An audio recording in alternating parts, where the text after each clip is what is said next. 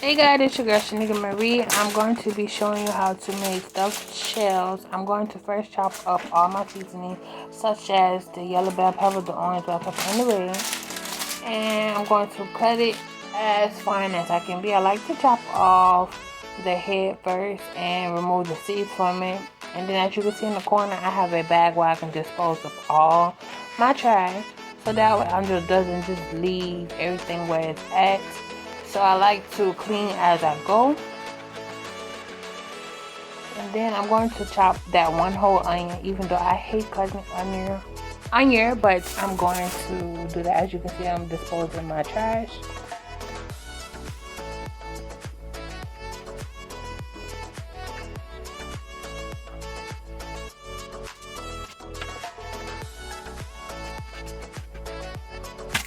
Then I'm going to chop my onion up. The best way is not to wet it, because wetting it could really get it to really sting your eye faster. So it doesn't matter how you cut your onion, just as long as it gets done. You know, because when you cook it, it's going to shrink anyway.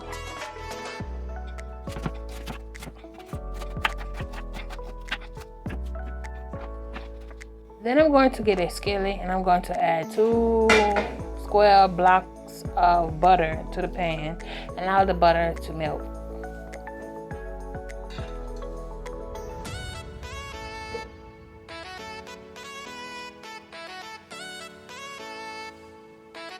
And after the butter melt, I will fry down my seasoning that I just chopped up.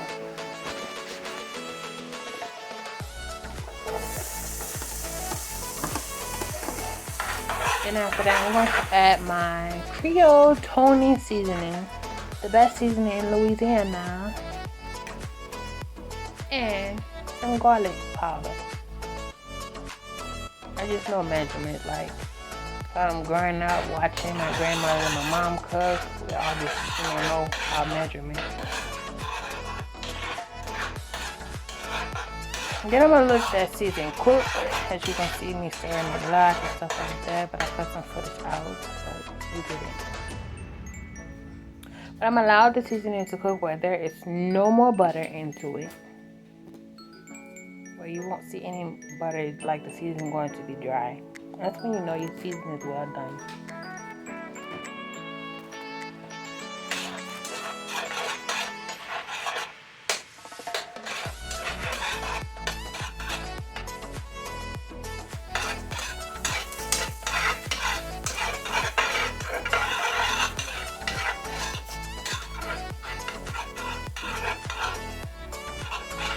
After my seasoning is done, I'm going to pour it back into that container.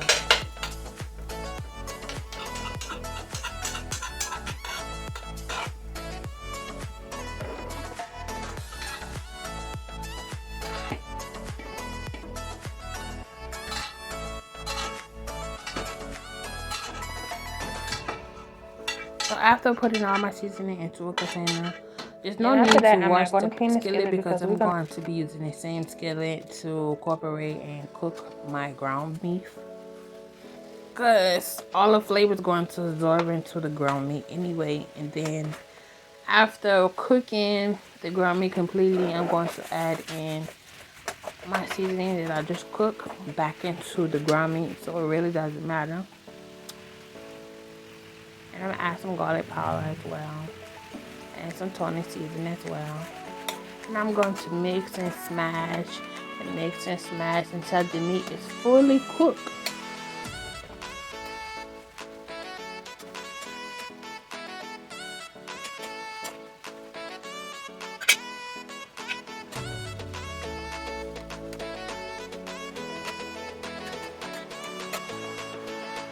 So after that, I fully cooked this meat. You can tell that I never add anything to this meat because it makes its own grease. And off camera, I'm going to pour this oil from off this meat. Off camera, I forgot to add in my seasoning while I was adding in. And then I'm going to add in my Regruno cheese after that.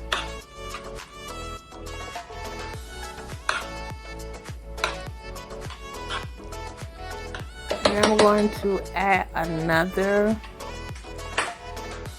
container of Regruno cheese, which just make that stew.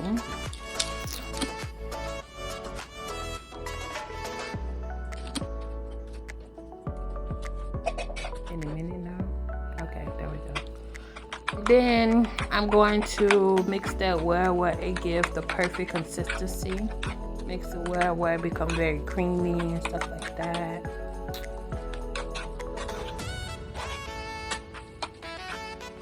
Make sure I miss nothing.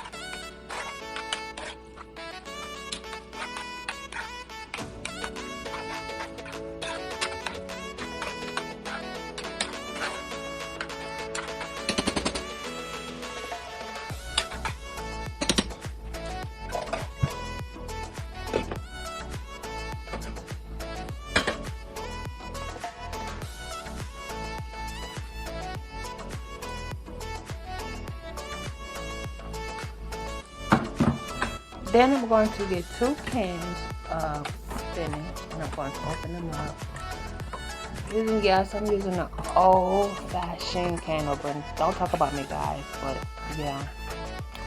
So I really wanted fresh spinach so I can cook it properly, but it didn't have it because people are shopping at the holidays and this is what I get. So I'm grateful. So I'm going to drain the water from off of my spinach because I never used the water that they pre-cook.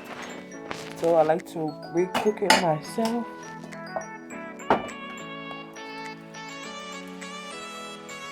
And then I'm going to cook in a little pot on low fire. Or medium, low fire. Medium or cold on low fire. Mine is a gas stove, and I already process of adding my water into the pot and adding up the shell. Which is the spot there. I put it on 5 so it's like medium.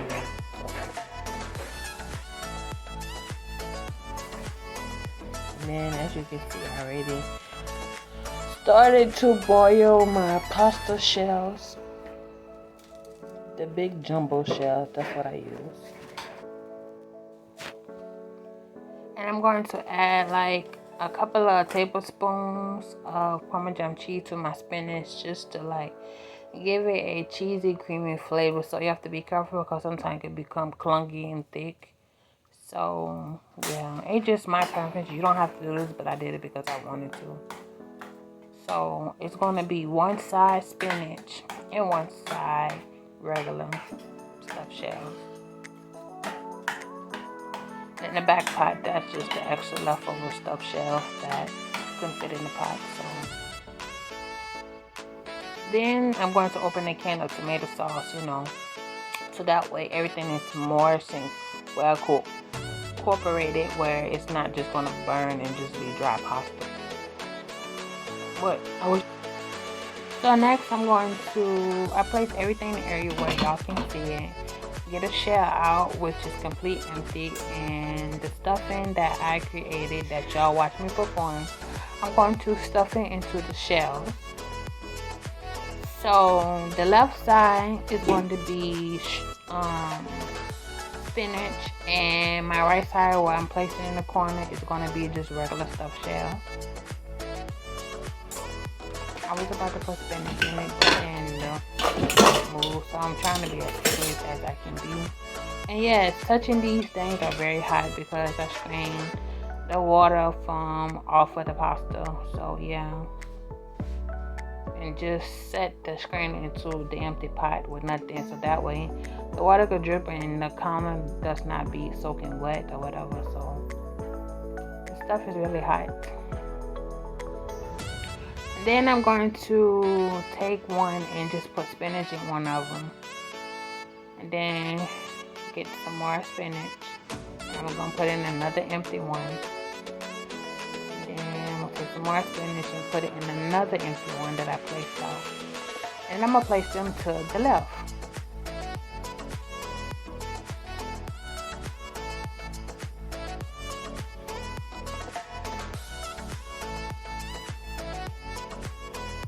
I dropped it because it was hot. You can see the steam.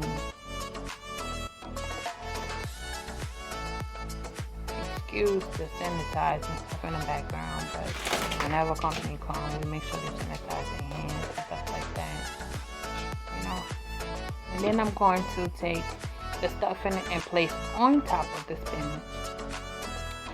And I'm going to do it for the rest of them, half and half. Half spinach and half regular.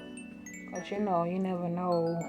Whenever you have a guest come over to come eat, some might not like spinach. So,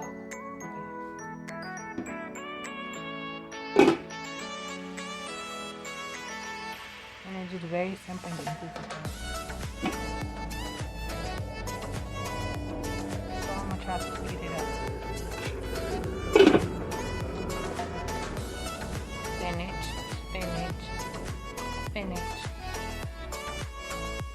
I'm trying to get as many as I can inside of it. So I'm speeding it up. So you can see. And this stuff is so hot.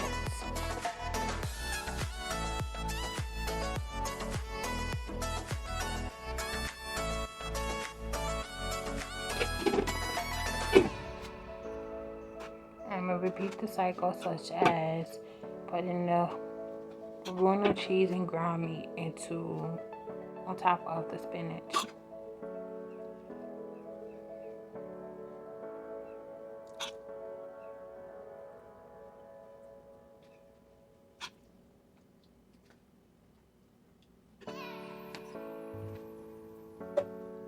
Then after doing that, I'm going to place my tomato sauce on all of it. So that way the shells are just not dry pasta and crispy and crunchy where there's some wetness, moist.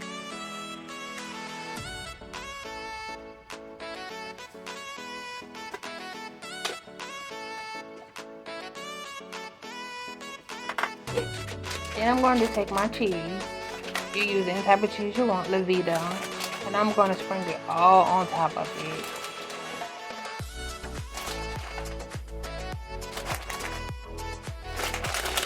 My oven is on 350 preheat already, so yeah.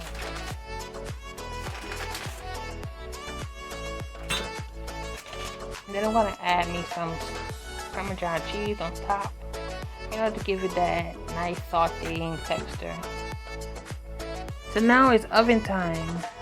I place it in the oven. It's been in there for like 5 minutes. I'm gonna let it go 10 more minutes where all the cheese is melted and bubbling.